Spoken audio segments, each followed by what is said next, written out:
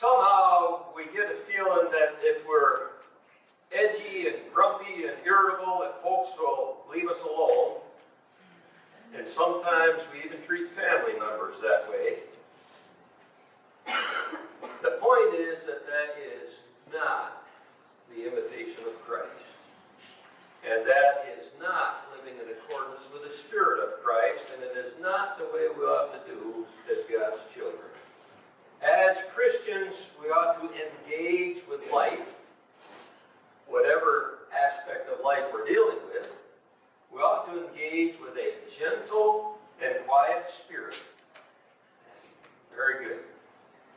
From our reading this morning in 1 Peter in chapter 3, I want to call our attention down to verse 4, actually. He starts out and he's talking to wives, and he tells them that their beauty ought not come from their outward adornment and fine clothes and such. And he really is not making the point that it's wrong to wear nice clothes. That's not what's going on there entirely.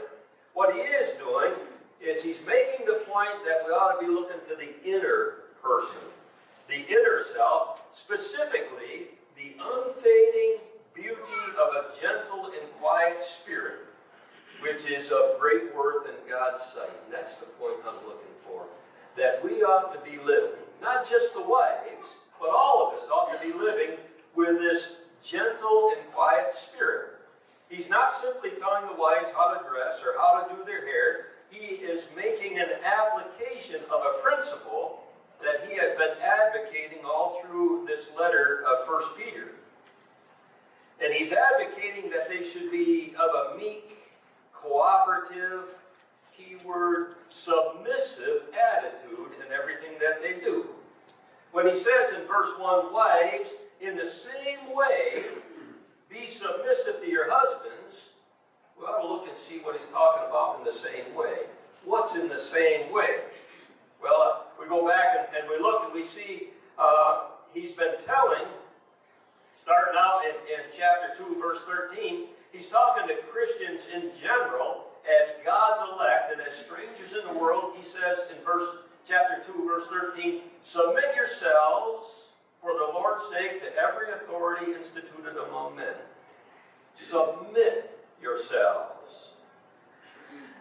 Not rebellion and antagonism and irritability and complaints and loud, raucous shouting down, but submit to that. And then again, in verse 18, he's talking to the slaves, and he says, submit yourselves to your masters with all respect.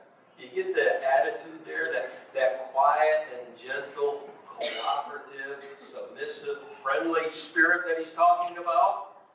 And then he makes the application again in chapter 2 and verse 21 in regard to Christ's example. To this you were called because Christ suffered for you, leaving you as an example that you should follow in his steps.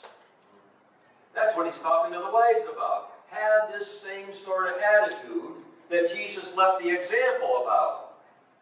And he doesn't leave off with just the wives either, not just picking on them, but he goes on to the husbands in chapter 3, verse 7. Husbands, in the same way, that same little clause, what way?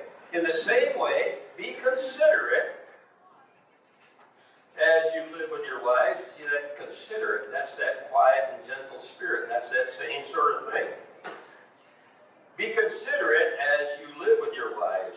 Then we go on down through and we come to chapter 5 and verse 5. Young men, in the same way, be submissive to those who are older, all of you.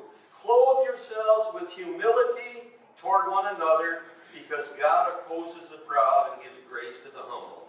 Clothe yourselves with humility. That's that same attitude, that same spiritual principle. So Christianity promotes and endorses a meek and humble spirit.